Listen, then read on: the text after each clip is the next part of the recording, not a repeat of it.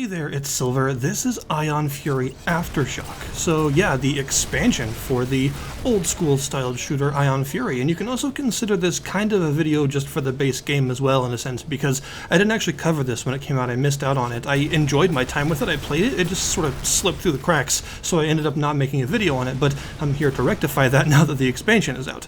So what the heck is Ion Fury if you've never actually played it? Well, it's a neo-retro shooter, but it's going the extra step that a lot of them didn't go, in that it's not just, calling back to a previous age of first-person shooters, but it was also made on an engine that several classics were also made on, the build engine. Games like Duke Nukem 3D, Blood, and Shadow Warrior used the build engine. Now, this is not exactly the same build engine as that classic Ken Silverman experience. This has been updated and modified and stuff, obviously. Some of this, the techniques that you'll see in this game were not possible at the time. This is, I think, a modified version of eDuke 32, sort of, I believe. But regardless, it is a modified but really well done version of the build engine, and you'll see a lot of stuff that you couldn't see before, like the way that some of the particles and lighting works, as well as a large number of voxels for a lot of objects, interactable objects and switches and things. The number of voxels in this game would have definitely made a 90s computer just burst into flames. But it all creates this really familiar atmosphere and this really familiar feeling, because even though the engine may have been, modified since the 90s, it still feels very familiar. If you've ever played one of those games, the movement feels extremely similar to things like Duke and Blood.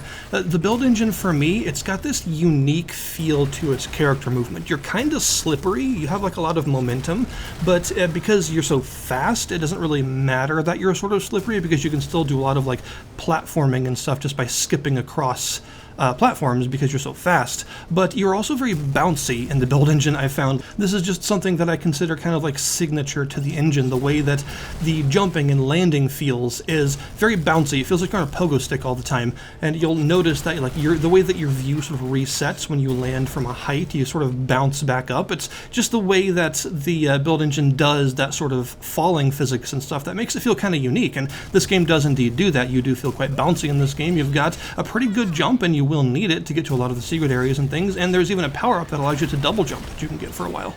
And one of the other signature aspects of the build engine, aside from the way that it feels to actually control, is the way that a lot of the maps made for it were approximations of real-life places. Unlike some other games of the time, a lot of build engine maps were houses and malls and cities and other real-life locations that actually felt pretty faithful to their real-life counterparts for a 90s engine. It was actually pretty impressive, and it became kind of one of the things that the build engine was known for, was its ability to produce relatively believable locations that didn't just feel like abstract tech bases and stuff, but were actually livable areas. And this is something that Ion Fury goes completely crazy with, because all of the levels are these really well-designed, real-life-ish areas. A lot of cyberpunk clubs and city streets, huge open slums and industrial facilities and some things like that, and it all feels really believable, which is pretty cool. I have to imagine that designing these levels was a significant challenge. When you're working with a more limited engine like the build engine, limited in terms of compared to today's engines, even though this is an updated version, it's still build at its core, and this means you've got to be kind of clever with stuff like voxel limits and line defs and all that stuff to create these really fascinating but also kind of primitive outdoor scenes, and I really like the way that they look. And I think probably the thing that Ion Fury does best is its map design. It's got a ton of secrets, but more on that in a minute, and it's just got these really fun maps with a lot of really good set pieces, and they take advantage of a lot of the things that Build was known for and really good at, things like dynamic level transitions, and as in, destroying parts of the level and going back and having new spawns, and things have changed because you blew up a building and things like that.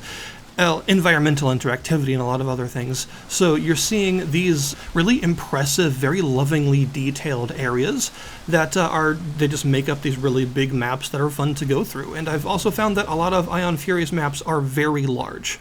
They tend to be pretty open. This is, of course, not universally true. There are some that are more of a linear experience than others that are designed that way on purpose, but a lot of Ion Fury's maps are pretty big.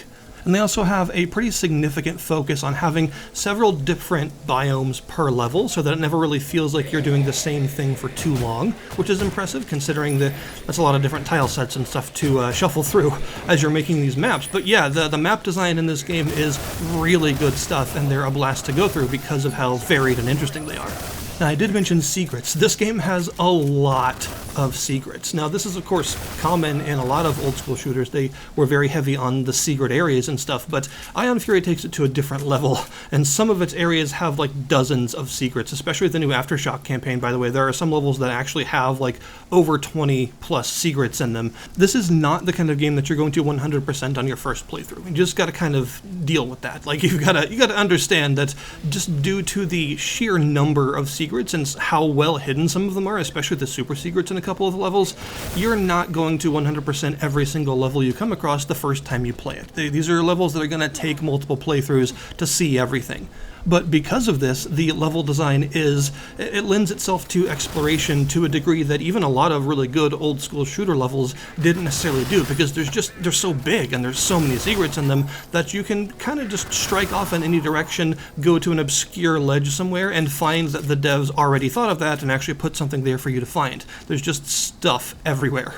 As far as the combat goes, your arsenal is pretty good. You've got things like your absolutely absurd triple-barreled revolver that is really strong and deceptively long range, and also has a sort of lock-on as its alt-fire that allows you to... I find it's really good for dealing with really small, skittery enemies or flying enemies. It's good for doing that without wasting tons of ammo. You've also got the disperser, which is a riot shotgun, and its alt-fire loads up grenades instead of shotgun shells. These are the kind of grenades that bounce around when they hit walls or floors, but that detonate on impact if they hit enemies directly.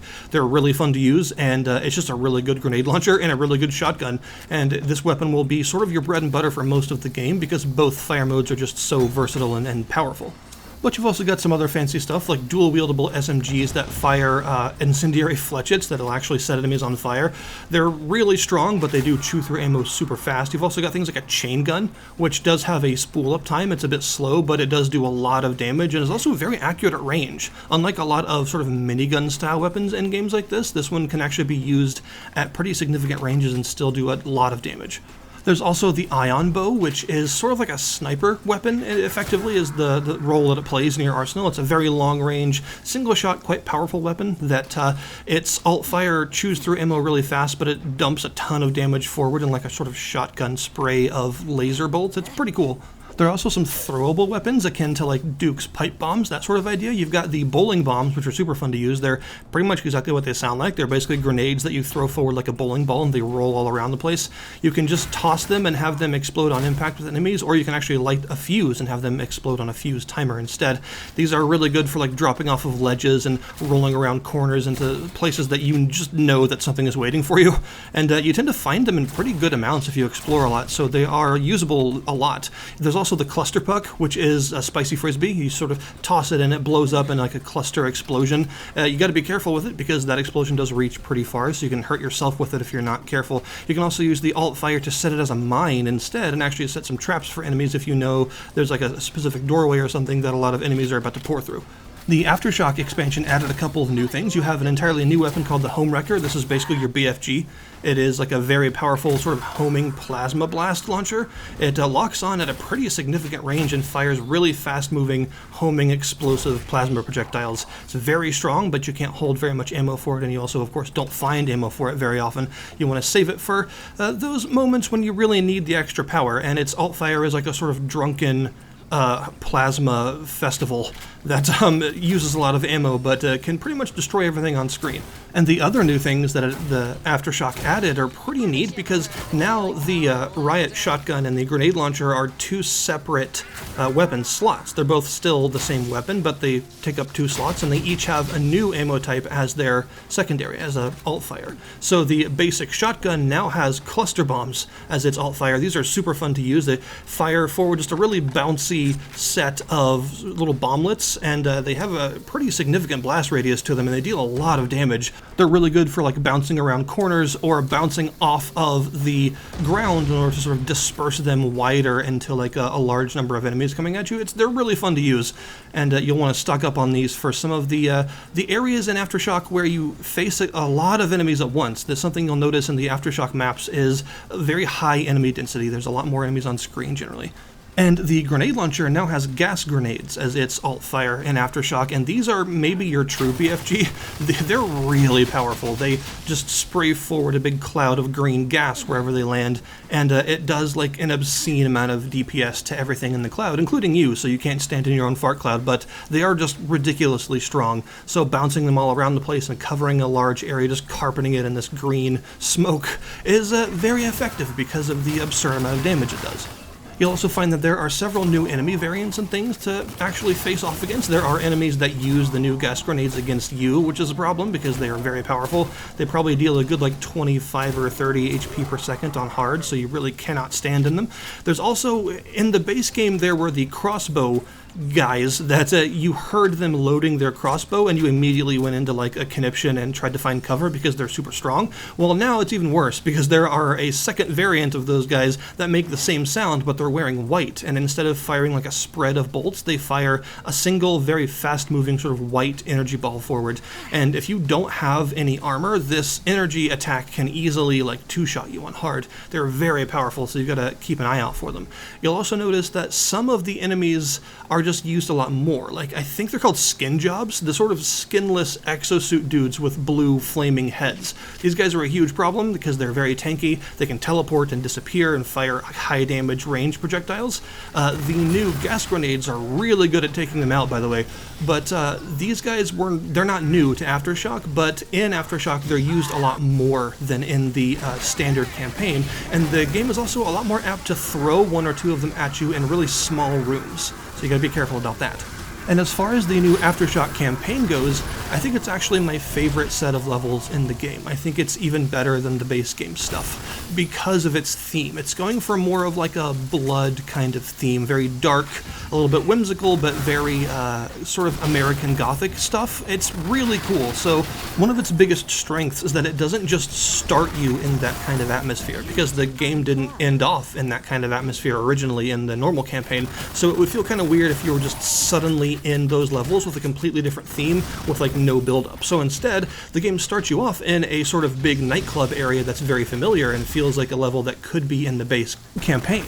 But then you get access to a vehicle, and this is pretty cool because build engine vehicle levels are things that have been done in the past, and usually they're like a single level gimmick, but in this case it's a little bit more advanced and something that you're going to keep through several levels.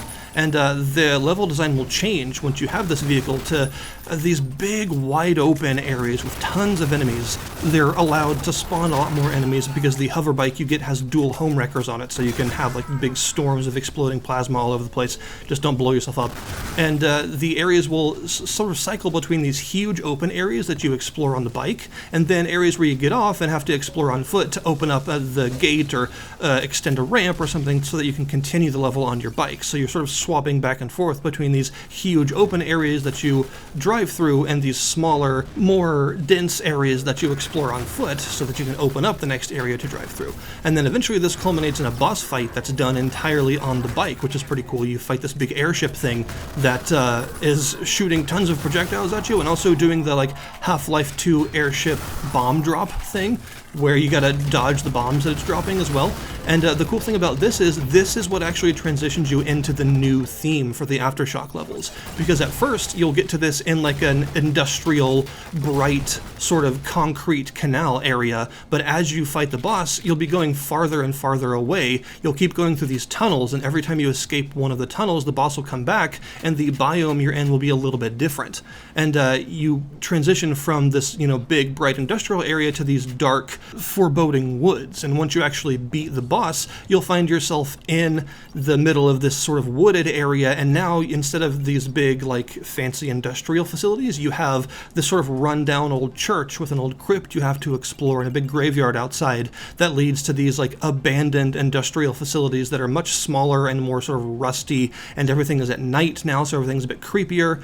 And there are like old wooden houses and stuff to explore through, and everything is just a little bit more unsettling and dark. You know, even relatively familiar feeling levels, like some of the more industrial stuff, now is like more abandoned industrial, and everything's at night, so it feels different. And I think this is the biggest strength of Aftershock's level design, is the new atmosphere that they're going for. They really nail it. They do a really good job of creating this sort of abandoned America, creepy woods at night feel, and it goes really far to making Aftershock feel like a completely different set of levels. They could have made it just more Ion Fury, and that would have been fine, because the game is great as it is and the level design is very good. But instead they decided to sort of carefully transition you into this completely different set of atmospheric environments that feel like nothing else in the base game. And of course you do have some new banter and stuff, so the voice actors do return, so you've got new lines from Shelley, as well as some more John St. John lines for his characters and stuff. So, you know, all that stuff does of course return and help with the atmosphere and create this sense of like sort of finishing up what you left undone in the original campaign. Oh, something I should mention, by the way, this game goes for an arrange mode, which is super cool. So this means if you want, you can choose to play the original campaign in arrange mode, which will spawn in the new enemy types and the new weapons and ammo types from the expansion into the old levels. So you can play the original levels, but remixed with the new stuff. And I think there may be even some new areas that come along with that as well. So that's really cool, and I'm always a huge fan of arrange modes in games, because it's always kind of a shame when there's some really cool stuff in the expansion that is relegated exclusively to it that you can't experience elsewhere. So, you know, I'm definitely a fan of having them allowing you to play with all the shiny new stuff in the original levels as well. And I would say this is definitely well worth it. It is not that expensive for a very quality expansion with some excellent atmosphere and some cool new additions to the game that you can even use in the base game. And if you've never played Ion Fury and don't own it, then I'd say that is worth it as well. It's a good price for a lot of game, and it feels like a really good classic throwback shooter that doesn't get too caught up on trying to be like the classics, but instead kind of carves out its own niche with that engine and manages to have some really awesome level design and some fun combat and stuff because of that.